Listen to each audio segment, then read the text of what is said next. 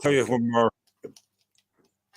Okay, cool. So I don't know what happened there, but we're back now, so that's good. So hopefully you enjoyed your wee cup of tea there for 5 seconds, and we're back. Maybe it was Graham's cat. It cut us off. I'm not sure, but maybe maybe because we were talking about the Habs game, Graham. That we get cut off. So yeah, you were saying about David Martindale.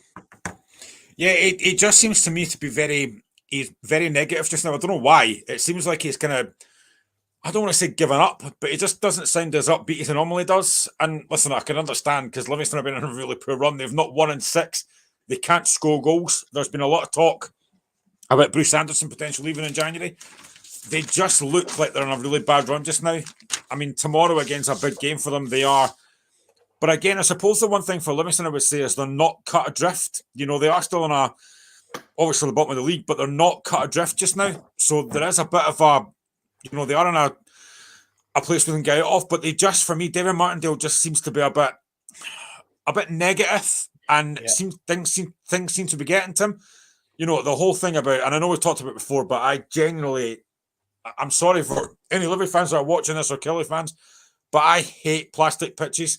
They shouldn't be in Scottish football. Even last week against Kilmarnock, Hearts had two players down because of that plastic pitch. It shouldn't happen in the Premier League. See if you're going to use it in the Championship, First Division, that's fine. But for me, it shouldn't be used in the Premier League. And Livingston, I can't wait till that pitch goes because it's just brutal. Yeah, no, you're right, Graham. Because I mean, David Martindale. When I first started doing the show, I used to enjoy watching this press conferences because it was funny, it was upbeat. But now I don't know what it is. It's like the total opposite now. I think it's because of Livingston's up against it every week, by the way, home or away, in terms of I don't want to say support because I feel as though I'm always banding on about like not having a big support base as well, especially at home and away. And he sold his best players as well. The cost of living crisis, were smaller because I would imagine that Livingston's got the same kind of budget as Hamilton. Would that be right in saying? I don't think it'll be that much different, to be fair. And they don't score enough goals, and that's a big issue. You know, you're talking about guys like Newbley and Bruce Anderson. They rely on those guys to score goals, and they're not doing that. They've got to start getting a win from somewhere. You know, six without a win tomorrow against a Hibs team that is on a bit of a high just now. And like I said, if they win, they could go third if results go their way. It's a big game for Liverpool, but they've got to try and get a win from somewhere that might give them a bit of confidence. And again, you're looking at January when it comes around because it's not that far away. The window opens in January. Again, you're wondering who can Livingston really bring Of in course, terms of play. yeah. Who can they bring in terms of players? Who's going to want to come to Livingston? And no disrespect to Livingston, they're a good wee club, but who's really going to want to come and play Livingston? And then again, if they lose a couple of players like Bruce Anderson, for example, they're going to struggle. And like we weeks and weeks ago, I said on the show, and I was wrong. I said on the show weeks ago, and I think we all did when we made predictions that we thought St Johnstone were going to go down. Yeah. I don't think they will now. Livingston, for me, look in the biggest trouble, and I don't see where they're getting out of it. And when you've got a manager that's coming across quite negative and quite dull, which I like Martindale, he's a really good character, but he just seems to me to have lost that kind of. I think he's lost an edge for Yeah. me. He just seems to have Yeah. lost that bit of spark about him. And when he's constantly talking in press conferences about the plastic pitch and the budget and stuff, there's only so many times you can use that excuse before folks start to get bored with it. He You've says got to that start, every week. yeah, exactly. You've got to start thinking there's something else not quite right. Is his coaching just not quite right just now? Is he not getting more out of these players? I don't know. But tomorrow's a big game for them. If they can get something out of that game tomorrow, it would give them a massive, massive boost. But I just don't see it because I don't see where the goals are coming from. As for Hibs, I saw them on Wednesday night, Graham, and I know you were asking me the question last night that Celtic played well in the first half. I think when they made the subs, that changed the game a bit for me. And then Hibs came back into the game. They got the goal. Lucky enough that the game was over by that point.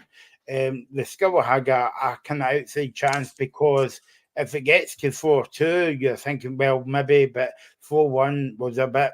The game was away by that point.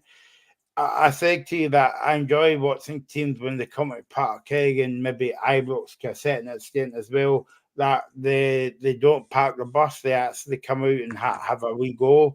And Hibs done that on Wednesday night, and they make it for a better game. Okay, they get beat, but it still make for a better game when the teams come out and stop kind of like parking the bus, Yeah, I think, to be fair to Nick Montgomery, he does. I've talked about an identity for Hearts. I think you can kind of see what Montgomery's trying to do, and I think to go to Celtic Park and trying to kind of be that open, it's bold, it's brave, but is it maybe a little bit naive, to go to Celtic Park and try and be that open? Potentially, but he obviously has a way of playing that he wants to try and play, and fair enough, and they've got a goal as well, but when you're up against that Celtic team, who I think we spoke about a couple of weeks ago, they've maybe not been quite at the heights yet, but they've still got quality. They've still got a lot of quality in that team. And the fact that, again, like I said, I wasn't watching the game, I was watching the Hearts game, but I was kind of surprised a little bit that Happy House, hi mate, hope you're well. I was kind of surprised when I saw the team sheet and Kyogo wasn't on it, but then O has scored 2 goals. So I suppose it was the right decision. Celtic have still got a lot of quality. I know there's still a lot of debate about, I know that if Reagan was on as well, we'd probably talk about him. I know there's a lot of debate about Greg Taylor. I think in a Celtic team, he's actually a decent player, but maybe if for Scotland, maybe not quite that good. But, I mean, fair play Montgomery. He's obviously not going to change his tactics to suit whoever he plays, which is great. But it's a kind of risk and reward. If you go into Celtic Park and you get beat 4-1, but play the way that you want to play, then fair enough. And Hibs fans will probably like it. But it's difficult, because I think what Dave said earlier on about Hearts as well, you're not going to be judged on games at Celtic Park or Ibrox. And I suppose he takes that one on the chin. I know he was complaining about the penalty as well. I think it was, to be fair. So, but it's one of these games. I think Celtic, they did play well and they've got a lot of quality. But if Hibs are going to go there tomorrow to Livingston and play that way, I think they'll win, because I just don't see Livingston playing with any confidence, and they can't score goals. I think for me, if Livingston could score first, it would give them a chance, but I just don't see it. Okay, let's move on now to another game, Motherwell against Johnson. And I was watching the game on Tuesday night. Stephen went up there to, I think he said he left about 3:30 in the afternoon. God knows when they get back. I think he'll get back on Sunday. But he went up to the game, and a disappointing night for Motherwell, but you would have to say a good performance from Ross Kentney. And I mean, I keep saying this to you on the show, Graham, and you might get sick of me saying this, but it doesn't matter how brilliant or how bad the team is you're playing against, you still got to beat them, and Ross Kentney done that on Tuesday night. 100%. It's a big game for both teams. And I spoke to Stephen. He got back about 2:30 the next morning. I mean, what a trip that is, to go watch your team get humiliated like that. But fair play to County. Yeah, I mean, fair play to County. It's a big win, because I think, to be fair, Derek Adams hasn't had that first win yet. He's not had that new manager bounce yet. He's got that now. A big win, a clean sheet, 3 good goals as well. So that's a big win for County. I think they will probably now be fine. And I know that obviously Ross has spoke about Derek Adams before. He was what he wanted, and he's got that. And I think he's a good manager, Adams. The fact he's now been there 3 times shows that he's got something about him. So it's a big win for County. And again, this is a big game, and I think, it's going to be a huge game for me tomorrow for Ross County. But for Motherwell, they were so poor, and I don't know what's happening there. That's 12 without a win now for Motherwell. And it wasn't that long ago you were thinking Motherwell are going to be a decent side this season, potentially top 6. They've just fallen off a cliff. They can't win games. They can't keep clean sheets. The last clean sheet they kept was against Hearts way back in September. and they just look devoid of ideas. And I know that Stephen, when he's been on the show before, has backed Kettlewell, understandably so. And like I said to Stephen last night as well, when you look back to that Celtic game at Celtic Park, you're thinking, right, can they build on that point now? Yeah. And they've not been able to do it. They draw 3-3 at home to Dundee. They then get hammered by County. They just look like they're on a bit of a downfall just now. They're sitting ninth, which is not where you want Motherwell to be, but they can't seem to pick up points. And you look at the fixture tomorrow against St Johnstone. St Johnstone side that have done very well so far under Craig Levein. You know, he's done very, very well. It's a difficult game tomorrow. I honestly can't call this either way, but if I'm looking, I don't think I was saying this a few weeks ago, but if I'm looking at who I think might win the game, I'd have to say St Johnstone. They look better defensively. They've got a threat going forward, whereas Motherwell just look devoid of ideas and lacking confidence. They lack so much confidence just now. Well, I said on the show a couple of weeks ago before the Celtic game, I think it was me and Stephen that week, and what we're saying to Stephen was, you know, the game, basically the game against Celtic, obviously I was speaking before the game, and I was saying that if you pick up a point tomorrow against Celtic, I'll no mean anything unless you build on that over the next couple of weeks, and it's basically backfired on them. It has, and I think I said in the group chat the other day that, you know, you've got to go back to basics. You've got to try and keep clean sheets because they've not kept a clean sheet since that Hearts game back in September. They're losing too many goals. And, you know, Stephen has said on the show, I think it was last week, they've not really been hammered by anybody apart from Aberdeen at Fir Park, and then they go to County and get beat 3-0. They've got to start getting back to basics. And by the way, it could have been more, Graham. I don't know if you saw the highlights, but Ross County missed a few good chances in the first half. Yeah, I did, and that's what happens. Losing, you know, winning's a habit, but so is losing. Yeah. If you're not winning games, the confidence just gets sapped out of you. And as soon as that first goal goes in, you just start thinking, "Oh, this game's done." And it looks like that's what happened. It looks like Motherwell players, when that first goal went in, thought, "Well, that's that done. We're not winning this game now." But you've got to think about the fans that have travelled up to that game. You've got guys like Stephen and a hardcore Motherwell group that have gone to that game on a Tuesday night in really horrible weather. It's a long way to go. You've got to give them something. You've got to play with pride. You've got to play for pride for the shirt. And I'm just not seeing that just now. You know, even if you go back to the Dundee game, they're 3-3 at home to Dundee. No disrespect to Dundee because they've done very well, but they shouldn't be losing that lead. So there's a real lack of confidence just now, and they've got to get that back somehow. Now, I know that Stephen has talked about the fact that he was on X a few days ago. I called it right for the first thing. And he basically said that he's all now for Kettlewell getting sacked, which does seem kind of harsh for me because I think he has done well. It's just there's just a lack of confidence just now. You know, they're at home tomorrow, which should be a good thing. But it's just that lack of confidence that builds. You know, I think if they can win that game tomorrow, it gives them a bit of a, you know, they maybe can look forward after that. But if they don't win tomorrow, if they draw or lose that game tomorrow, I wouldn't be surprised if on Sunday or Monday, Kettlewell sacked, which again goes back to your thing you said earlier on about transfer windows and stuff, and managers don't get a lot of time. But it would be 13 games without a win. So I can understand why Motherwell fans were wanting sacked. But then you look back to the fact they've already sacked guys like Stephen Hamill. They sacked Graham Alexander. They're sacking a lot of managers, Motherwell. So it's a hard one. But if they don't win tomorrow, I can understand why he would be sacked. Yeah, I mean, it's funny that you should say the fans travelled up there and they were so disappointed because Stuart Kettlewell was speaking yesterday about the game, and he says, "This is a massive game for us. We need to offer an apology for our fans that turned up in Ross County the other night." Craig Levein, the St Johnstone manager, was talking today. He said it's a big win for us on Wednesday, but we need to continue the away form against Motherwell. He said they will be dangerous at home, but we are hoping to get 3 points. By the way, just to let you know, David Martindale is the longest serving manager in football. That just suddenly came into my head because Dick Campbell get the sack last week for Arbroath. Yep.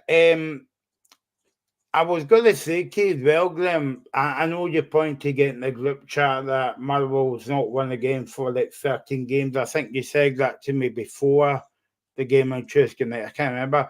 But are we getting too old now, by the way? Because like years ago, it seems as though managers was given a lot more time than they are in football today. Yeah, they are. It is, management is such a hard thing. You lose a couple of games and folk want manager sacked. Yeah. I've done it as well. We're all fickle. We all want manager sacked if things aren't going well. But I think when you've not won in 12 games, I can totally understand the reaction to that. You can't be having that.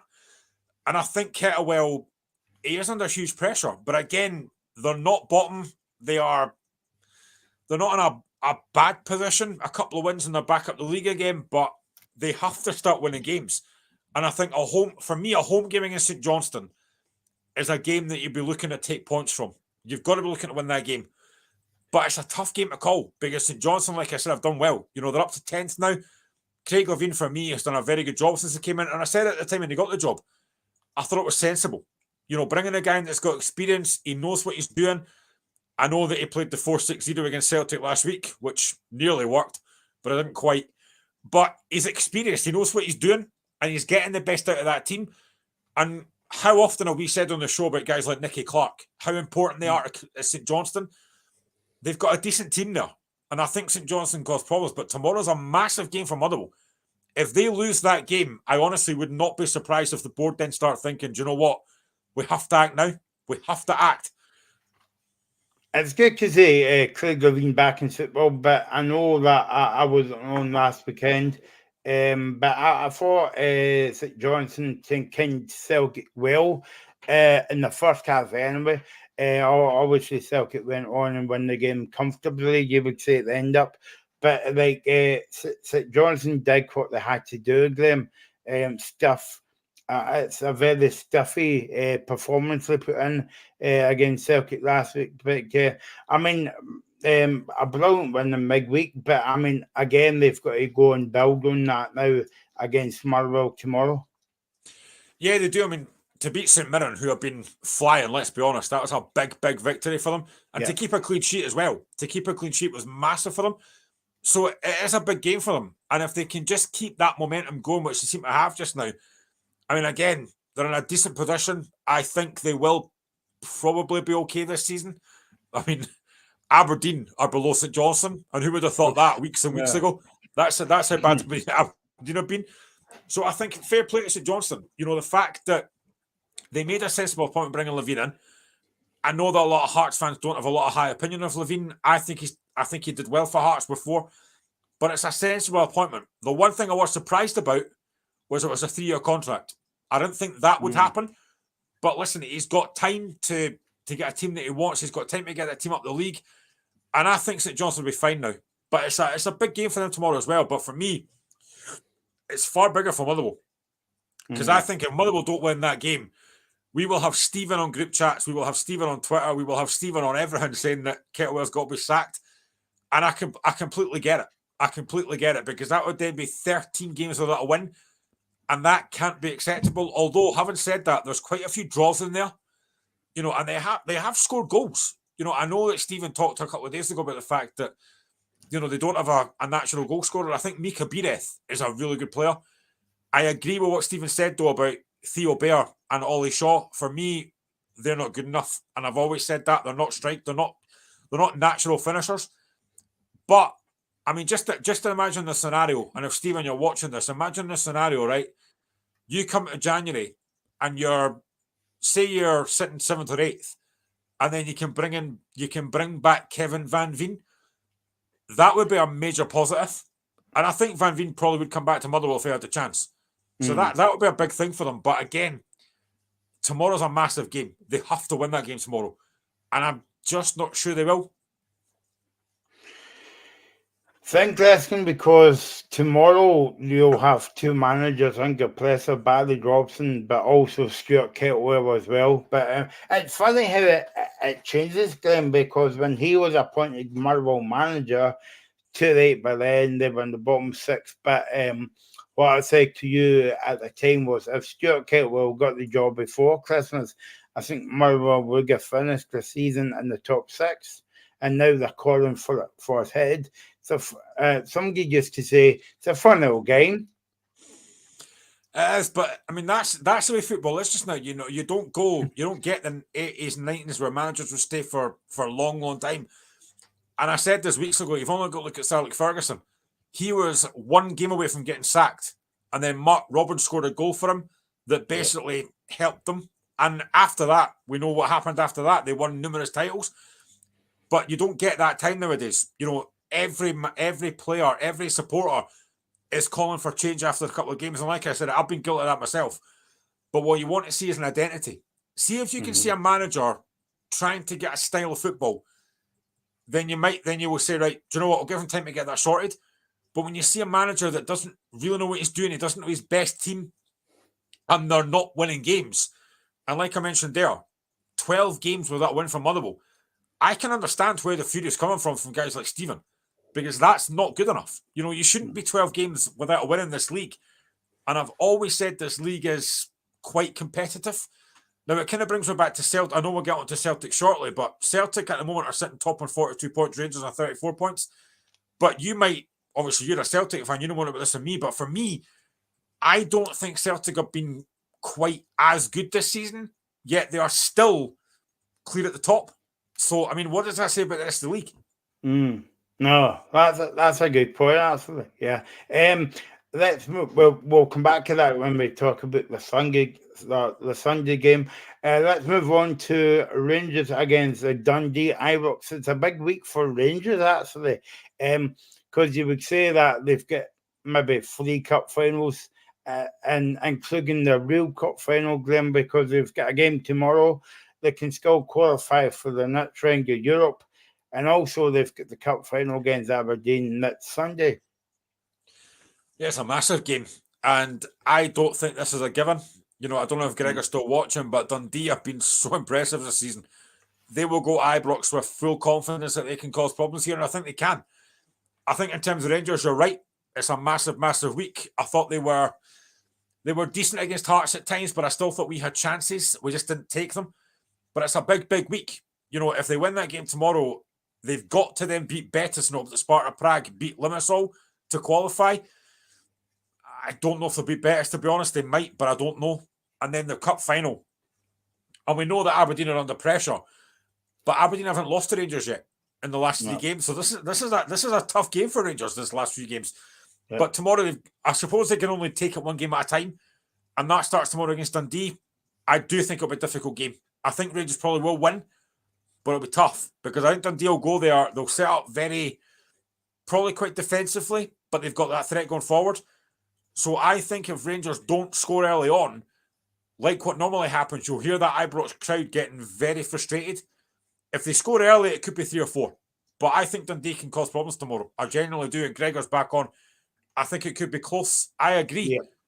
I think Dundee can cause them problems tomorrow. I really do. I've been very impressed with Dundee. They are a very, very good side. I don't know if Greg agrees as well, but I think the first 20 minutes would be key for Dundee tomorrow. If it's 0-0, and if you say the fans can't get on the back, then happy days for Dundee. I think Dundee. I was saying about teams coming to Celtic Park and Ibrox as well, but I think Dundee will be the opposite, Graham. I think that they will pack about 20 buses behind the ball. But I think that, and we saw this in a couple of weeks when teams go to Ibrox, I think they only need 1 chance. And, that could be a goal opportunity for Dundee. But no, I mean, I think that the first 20 minutes would be key for the D-men tomorrow. Yeah, I think you've got to take, when you go to Celtic Park and Ibrox, you've got to take it in stages. You've got to get through certain periods of time. And if they can get through the first 20 minutes unscathed, then they start building on that, then get to maybe 20, 30 minutes, then 40 minutes. It's just taking it in stages. And I think they can frustrate Rangers tomorrow. Because Rangers, for me, as much as I thought they were decent against Hearts, I still don't think they're particularly great just now. They've not done a 90-minute performance yet. And tomorrow's a game that Dundee could easily frustrate them. They genuinely could frustrate them. So it's a tough game tomorrow. And Dundee have got a threat going forward. I spoke about before guys like Luke McCowan and Bakayoko and stuff. And Owen Beck, for me, has been outstanding for Dundee anytime I've seen him at left back. He is a really, really good footballer. So Dundee have got problems. They can cause problems tomorrow. And if they can just get through that first 20 minutes or so, I think that Rangers crowd will get frustrated. And that's probably where Philip Clement will be thinking, right, I need the fans behind me here because they can get frustrated. We've seen it before this season already. So I think Dundee could cause problems tomorrow. I do think Rangers probably will win, but I think Dundee could cause problems tomorrow. I think that was, am I not right in thinking that was Philip Clement's first away game as Rangers manager? And was that not the game that the game get delayed because of the team bus never turned up, and then there were pyrotechnics going off as well at Dundee? Yeah, I mean, they ended up winning the game 5-0, but I mean, I felt a bit sorry for Dundee after that because it was just one of these games, but I don't think that happened tomorrow, though. I don't. I think Dundee will go there. They'll be very compact, very hard to break down, and they'll have a game plan, and they will cause a threat going forward, I think. You know, what Hearts, for me, didn't do on Wednesday was we didn't get the ball over the top. If you look at Aberdeen, they had a couple of decent chances, but all they did was play the ball over the top. A knock-on by Majowski and Sokla was in, or vice versa. We didn't really do that, and it made it easy for Rangers. I think Dundee have got the chance to do that tomorrow. So I honestly think Dundee can cause problems tomorrow, but they've got to get through that first 20 minutes. If they can get through that first 20 minutes at 0-0, they will start to believe we can get something here. And I think they can. Yeah, I know it's a different game and different venue and all that, but I mean, just look at Hearts the other night. I mean, you clearly got I think it was 2 or 3 good chances. I only saw the highlights. I never saw the whole game, but I mean, Hearts should have scored at least. They could get a point in that game against Rangers. Yeah, I mean, I think, like I said earlier, I think we had a chance early on from Cochrane that I think he probably should score. It's a decent block, but I genuinely think if that's Shankland, that's 1-0. When you get chances against Celtic or Rangers, you've got to take them because you won't get many.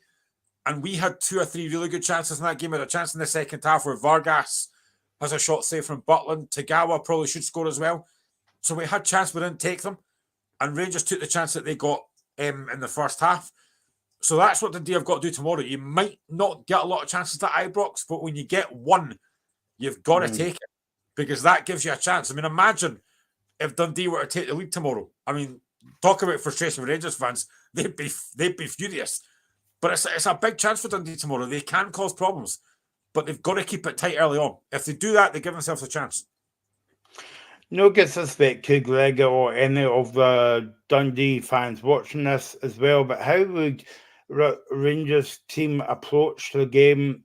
Because like you're going from Dundee to Betters in midweek and then back to Aberdeen at 3 totally different kind of opposition as well. So like you're going from Dundee tomorrow, Ibrox, in front of 50,000 to a big European game on Thursday night away from home. How does Rangers race a game for that game?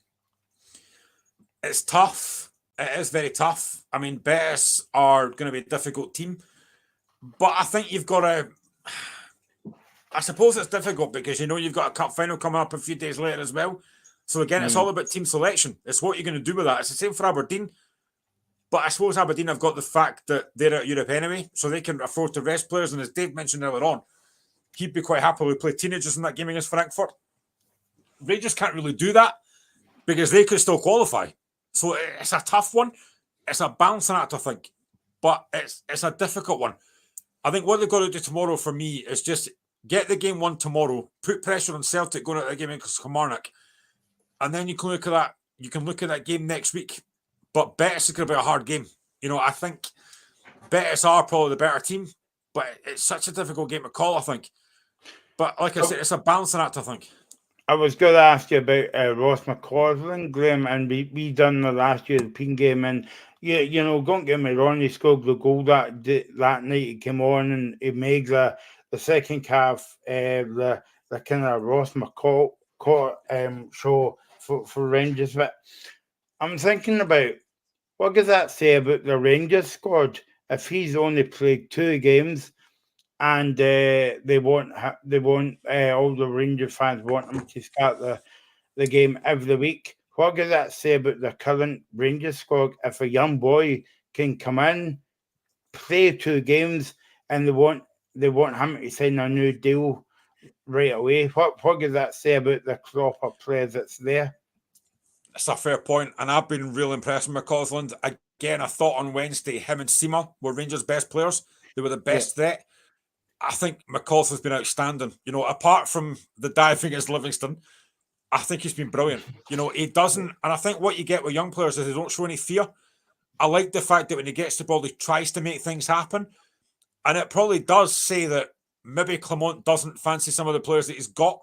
Guys like Dessers aren't starting, Matondo's not starting. He would rather play McCausland. And I think actually says a lot more about McCausland, to be honest. The fact that he is playing as well as he is, because I've been very impressed with him. Anytime I've seen him, he's direct, he's quick, he gets on the ball, he doesn't hide, and he's positive. And that's what you want to see from a winger. He's positive, he wants to try and take people on, and he wants the ball. Sometimes these young lads maybe think, maybe I don't want the ball right now, but he wants it all the time. He's like, give me it. And I like that. So I think for me, he has now become, and I didn't think I'd be saying this, but he's become a massive play for Rangers. So yeah, it probably does say a lot about what he's got, but I think McCausland's been outstanding for me. And I'll tell you what else, Graham, if he keeps up this form, right, and he scores a few goals, it'll be interesting if Rangers are going to keep a hold of him in the January window. Yeah, it's a difficult one because I know there's been talk about the fact that Rangers could recall Alec Lowry from Hearts. I hope they don't. I don't think they will. And if you're looking at McCausland, I think McCausland's more likely to start than what Lowry is.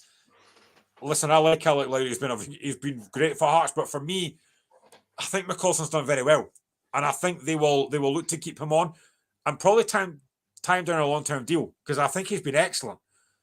And you look at some of these Rangers players, I've not been that impressed with guys like Dessers. I don't think he's been great.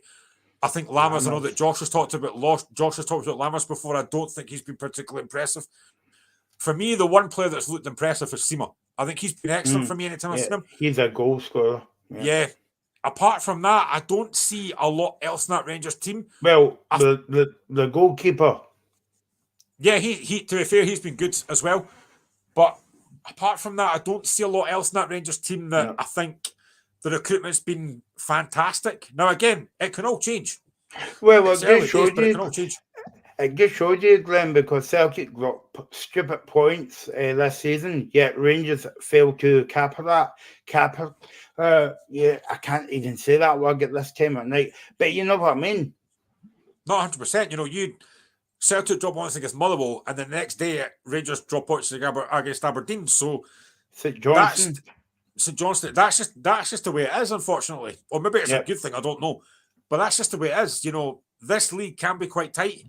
Teams can't take points of each other.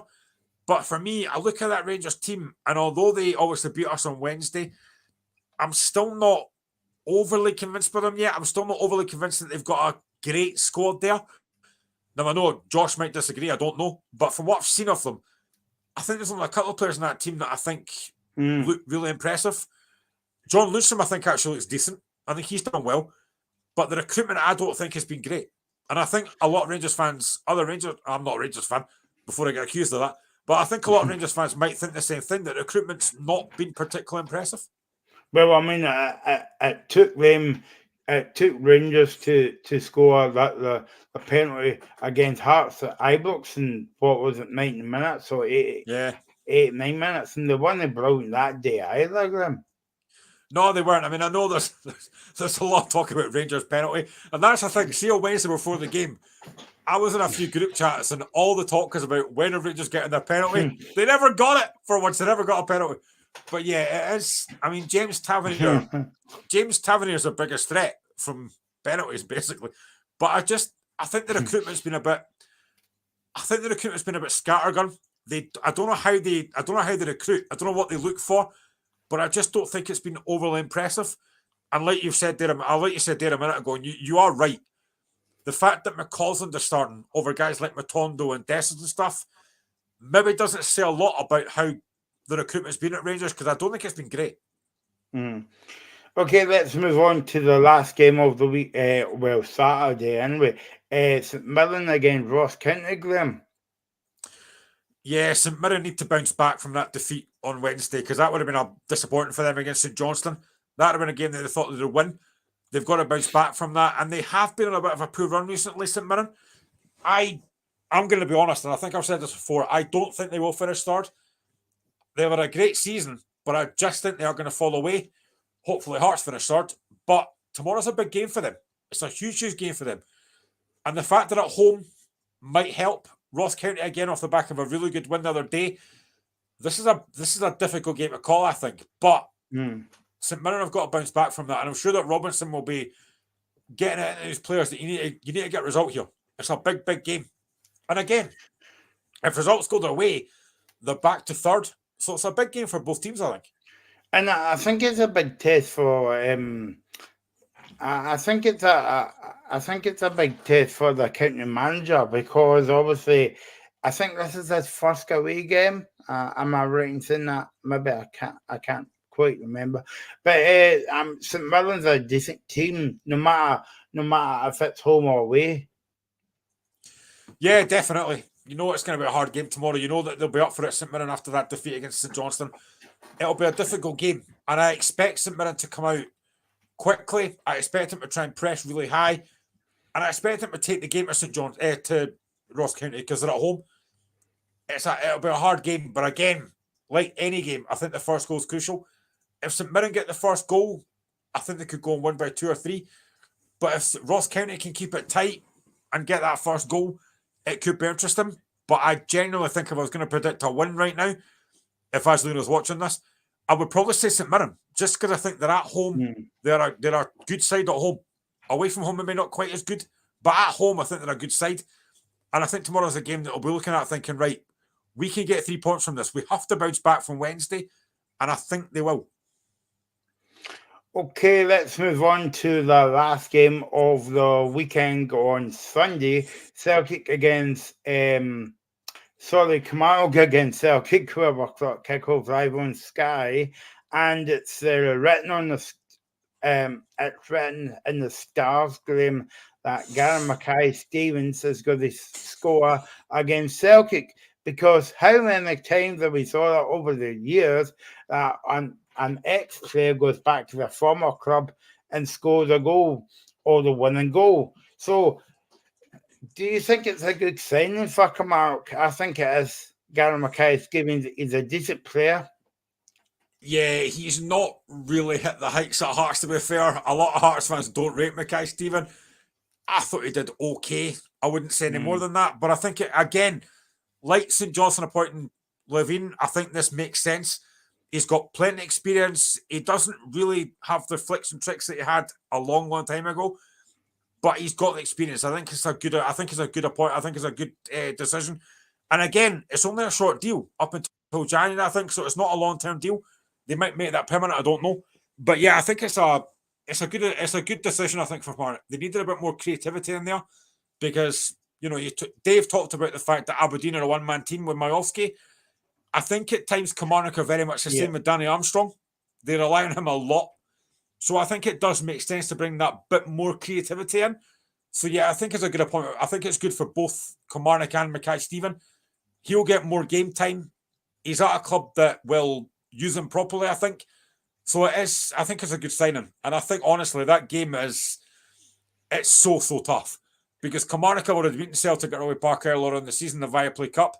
It's a tough game. And obviously, we're going to have to talk about it, but that plastic pitch does make a massive difference. No, it does, yeah. And it's going to be interesting to see the Celtic team on Sunday if Rodgers picks. There was talk of Cat Vickers, but because he came off. I don't know if you know that, Graham, but he came off at half time the other night. People thought he was just resting him and all that for Sunday. Apparently, he's got an injury, so he might not make the game on Sunday. But I don't know about you, but I know Wednesday's game doesn't mean nothing in Europe because it's a dead rubber. But I don't think Rodgers would risk Carter Vickers on that surface, because if he picks up another injury and he plays in that game, you'll be looking at him being out for about 4 or 5 games. No, 100%. I think he probably won't risk him, and that I've said it before, and I'm delighted that plastic pitch is going in a couple of years, because it's brutal. You know, Liam Boyce went down for Hearts last week. Benny Beningame went down last week on that pitch. It's a terrible pitch, and I'm sorry, Kilmarnock fans, but I hate it. So I think it does make sense not to risk him. What's the story with Lagerbielke and Narovski? Are they back fit yet for Celtic or not? No, they're not back fit. No, it's just basically the usual ones that's out for a wee while as well. I know that Abada and two the other one, the name escapes me at the moment. My mind's been blank actually, but they're back in training now. So you might see them. In fact, you might see them against Hearts next week. Because I do think the European game, even though it doesn't mean nothing, I think it's came too soon. Maybe for the Kilmarnock game as well. I would maybe put a bet on and say gamble responsibly, by the way. But I would maybe, if Abada comes back for that game, I think he'll be on the bench. I don't think he'll start the game, Graham. But then again, he might start the game and score the winning goal. Sorry, Graham, next week. But so Lagerbielke, as I think it's still nothing giving away that goal. Giving away that near the goal at Ibrox, remember at the beginning of the season, and he gets off against Farnroad as well. I mean, he is a decent player, but he's still. I mean, I think it's at the time that maybe it's time for Brendan Rodgers to put his arm around him and say, "Look, you got to calm down." But no, there's no news on him coming back of yet. No.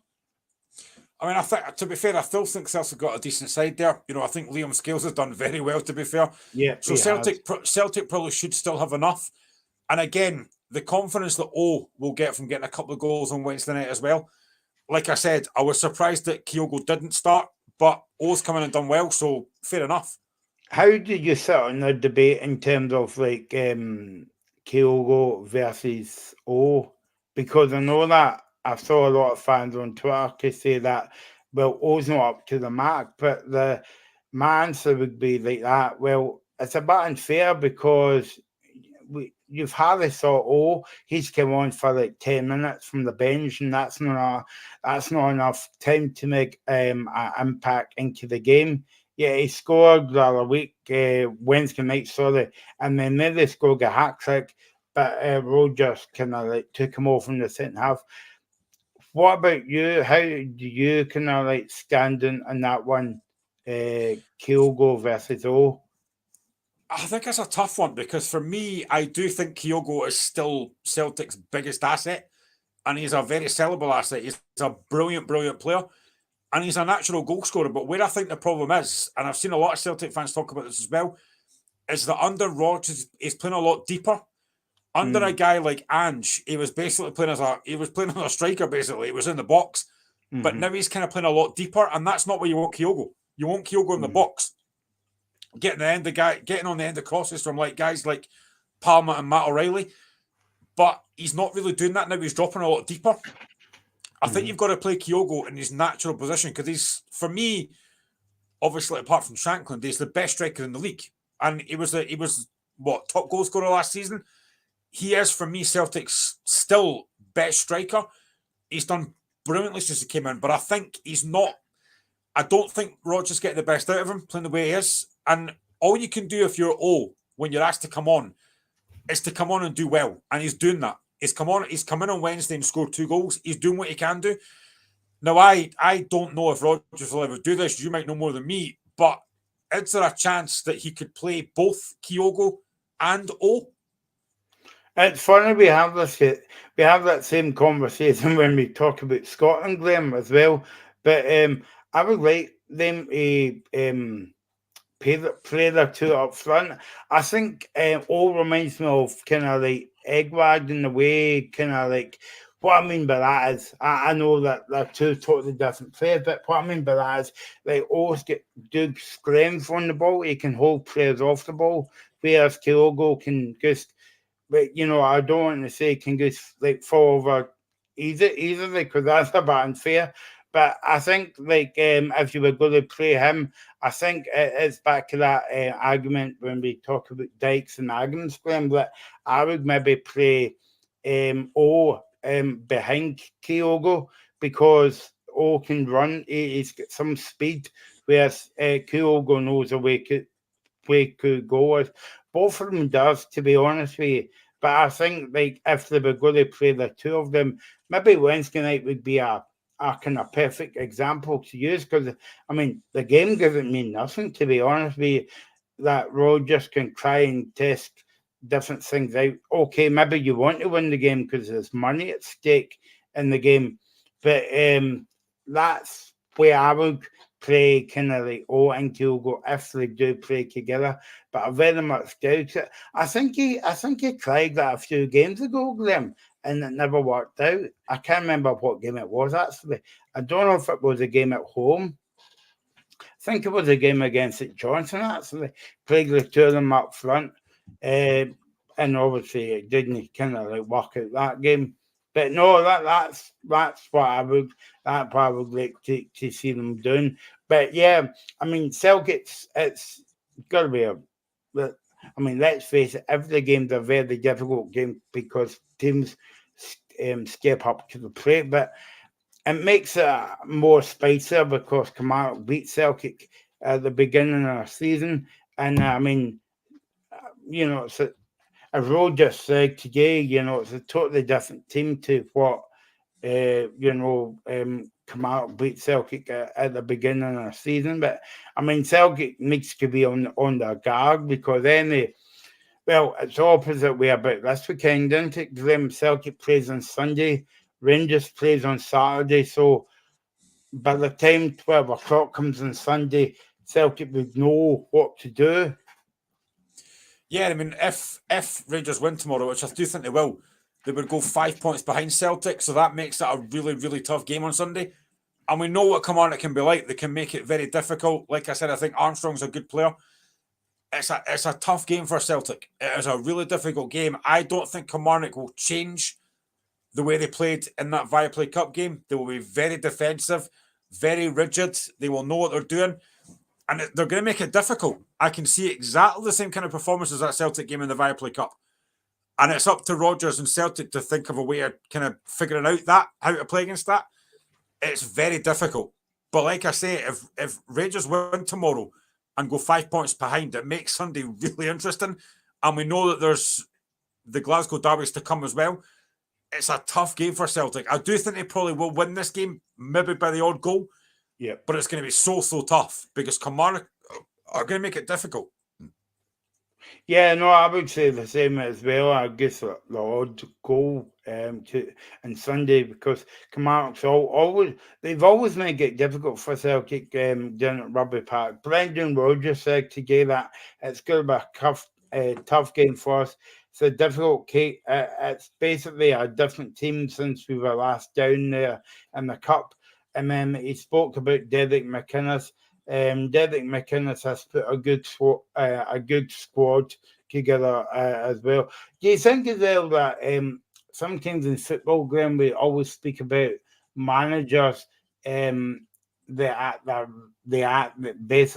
they're kind of right level in terms of they found a kind of good club. Do you think that's the same with Derek McInnes because he's done no bad job, didn't he? I think he's done well. They're sitting sixth in the league, very good position. I don't know if they'll finish top six, probably not, but I think he's done well.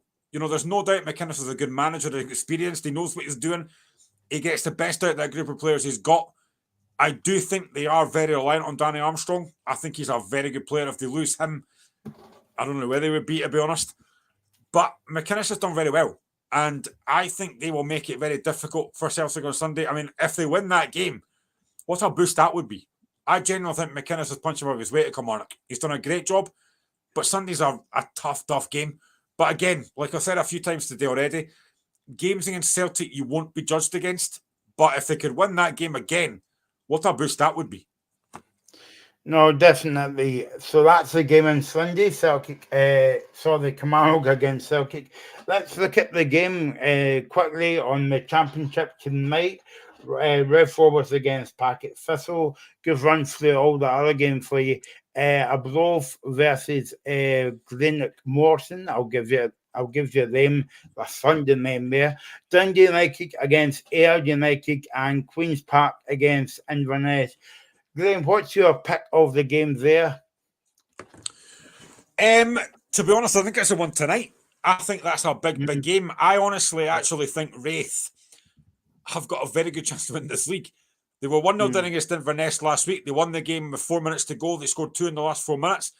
I think Ian Murray, as a Hibby, has done very well so far. And I think they are genuine outside bets for this league. I think they'll beat Partick tonight. I genuinely do. Partick have done well, don't get me wrong, sitting third in the league. But I think Wraith have got something about them this season. They look a very, very good side. So I think Wraith will win tonight. Looking at the games tomorrow, I think for me, the game that probably stands out is Queen's Park against Inverness. That's a difficult game. I think last week was Duncan Ferguson's first defeat for Inverness. He's done very well so far. But yeah, I've said it numerous times. I love the Championship. It is so tight. Although Wraith and United are starting to pull away a little bit. And I think as well, look at the bottom of the league, Morton are getting a bit cut adrift as well. So it's such a tight league. But honestly, that game tonight I'm excited about. I think that could be a really difficult game for Partick tonight. And I fancy Race to win that. They've got a lot of good players, Sam Stanton, Lewis Vaughan, who scored last week. I honestly think Wraith, for me, look, and I know they're top of the league, United, I think Wraith look a better side than United. It's funny that we've spoke about Barry Robson and Stuart Kettlewell, right, being underplacer, but I haven't heard any Morton fans or anything on social media saying about Dougie Imrie, because, I mean, last season he'd done a decent job. I think they finished, 5th or 4th in the Championship. This season, very, very poor side, Grim. Yeah, they are, and I think Dougie Imrie, again, like what I probably said to Dave as well about Aberdeen, I think Imrie's got credit in the bank. He's a legend, and I think he's trying to do his best at Morton, and I think if fans can see that, they will give you more time. I think they like Dougie Imrie, but he's got to start getting results. And tomorrow away at Arbroath, that for me is a 6-pointer. If they lose that game tomorrow, they could be in massive trouble. If they win the game, though, then they close the gap to Arbroath. So that's a really, really difficult game for Morton. But they've got a chance here. And obviously, Arbroath now under Jim McIntyre. Again, sensible appointment at Arbroath, I think, Jim McIntyre. It's a decent appointment. He could do well.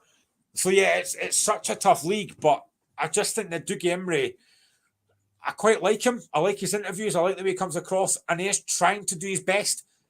And I think if Morton fans can see that, then they'll back him. Yeah, a decent appointment at Arbroath, because, as you say, he's been about what Ross County. I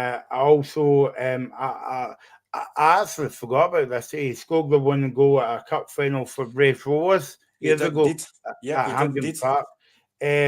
But also he's been about the bottom end of the tables, whether it's the Premiership or the first division, as we knew, Glenn, because we are getting old and we remember these things. But yeah, so he knows a bit about the Scottish games. Decent appointment, I think. Yeah, I think it is. I mean, they could have gone down the Kevin Thompson route or even like a Barry Ferguson route, but they've not. They've taken a sensible appointment, and I think McIntyre's a good appointment. He'll do well with Arbroath, so it is a good appointment. I've said this numerous times. I was a massive, massive fan of Dick Campbell. What a legend he was, and I hope he gets another job. I don't know where, but I hope he gets another job because I wouldn't want to see him retire. I think he's still got a good couple of years left in him in management. I'd love to see him get a decent job, but it's a good appointment for Arbroath. It makes sense. But like I said, tomorrow's a 6-pointer for me. If they win that game, they pull themselves clear of that relegation zone. But if Morton get beat, I think Dougie Imrie might be under a lot of pressure. So tomorrow's a big, big game for me. Dundee United playing against United at home. Again, it's a game you'd expect United to win. But again, this league is just so tight. Again, Airdrie against Dunfermline tomorrow, a difficult game. Dunfermline have been struggling a little bit, hammered by Raith in the Scottish Cup. It's such a tough league to get off. And this is what I've always said about Livingston or any team that goes down from the Premier League. If Livingston were to go down, I think they find it very hard to come up because that league is so difficult. And I also think as well, Graham, people might think, oh, Michael, stop talking about Livingston. I do think if they go down, they'll become a part-time team. But, I mean, obviously that's another conversation for another show. But when was the last time you heard me talking about this on the show, Graham, that they're talking about that they're talking about bringing sin bins into football? Honestly, I genuinely, when I saw that, I couldn't believe what I was seeing. And I've heard a lot of folk talk about this, and I agree with everything they said. It's ridiculous. You are referees and officials right now struggle with VAR as it is. To then bring in something extra on the top of that just doesn't make sense. Where I would agree with something they are trying to bring in, because of the respect for officials, they want to bring in the only captains can talk to the referees. I agree with that. I completely agree with that. That should be, when you see players crowding referees, I don't agree with that. But bringing in sin bins, and I said to you yesterday as well, and I said to the guys on the group chat as well, if you send a guy off to the sin bin for 10 minutes, all the team that's got the sin bin is going to do is just sit behind the ball until the guy comes back on again. What sense does that make to do that? For me, it doesn't make any sense. I think it is a really poor idea. Now, I know that they do it in grassroots football, and they've done it since 2019-20. They've brought sin bins in They've had sin bins. They've had sin bins in grassroots football for the last couple of years, which is fine, but for me, not for professionals. And you made the point yesterday on the group chat, and I agree with you. It's starting to sound like ice hockey, and I don't agree with that at all. Get that, and I've seen a few folks say it as well. Get that in the bin now. Sin bins in football is not a good idea.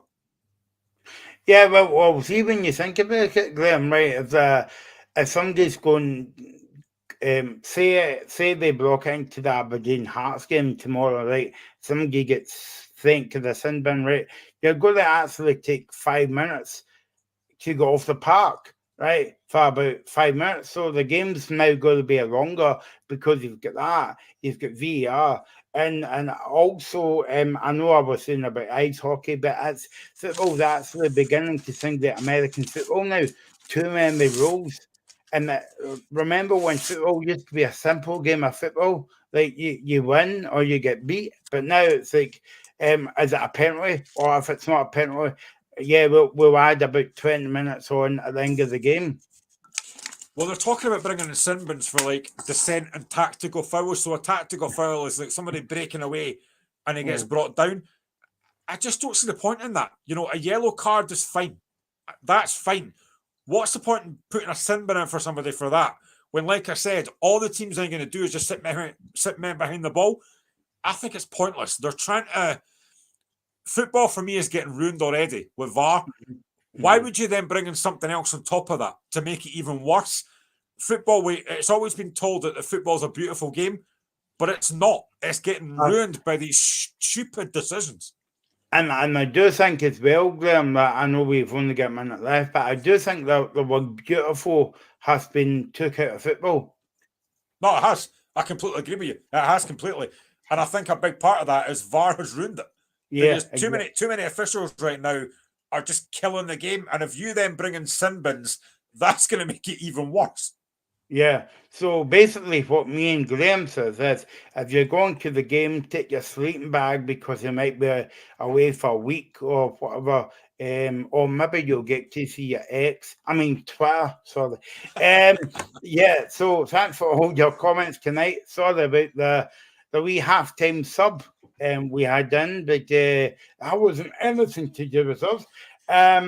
Thanks to Graham. Thanks for all your comments tonight. We'll be back next week for the big European games. And enjoy, as I say somewhere else, happy football. See you guys.